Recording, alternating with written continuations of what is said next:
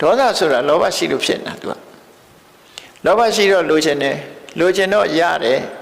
ရတာဆုံးရှုံးသွားရင်ဒေါသလိုချင်တာမရဘူးဆိုရင်လည်းဒေါသ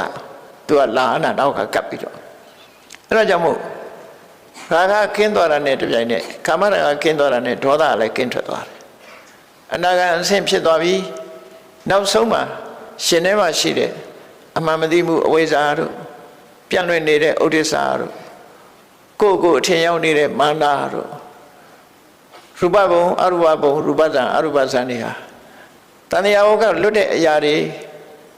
တတန်းရှည်ကြပြီးတော့တန်တရားဝကလွတ်တဲ့တကယ်လွတ်မြောက်ရကောင်းကင်ဘုံကြီးတွေလို့စိတ်ဝင်စားနေတဲ့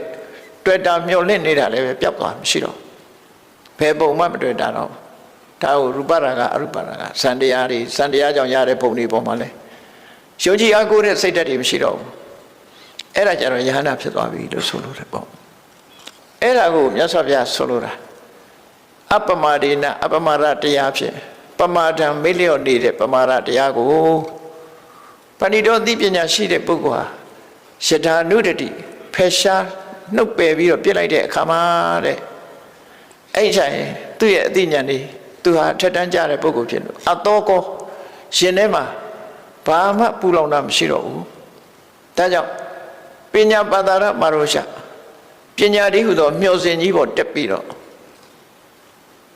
တောကိနေတောကရောက်နေတဲ့သရဝါတွေကိုအဝိက္ခတိချိနိုင်တယ်လို့ဆိုလို့တယ်ပေါ့သူကတော့အေးဆေးဆေးပဲဩ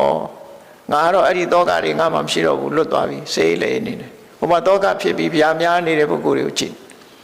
ပပ္ပတ္ထောဝဘုမတ်တေတောင်မောလူကတောင်အောက်ကလူတွေမြင်ရတယ်လို့ဒီတော့ပါလေအဝိက္ခတိအသိဉာဏ်ရှိတဲ့ပုဂ္ဂိုလ်ကအသိဉာဏ်ကင်းမဲ့တဲ့ပုဂ္ဂိုလ်တွေကိုအပေါ်စီးနဲ့ချိလာနိုင်တယ်လို့ချိနိုင်တယ်လို့မြတ်စွာဘုရားဒီလိုဟောတာပဲဖြစ်တယ်ပေါ့နော်ဘယ်သူ့ကိုအကြောင်းပြုဟောတာတော့ဆိုရှင်မာကတ္တဗဆိုတဲ့တတ္တိယတာဝက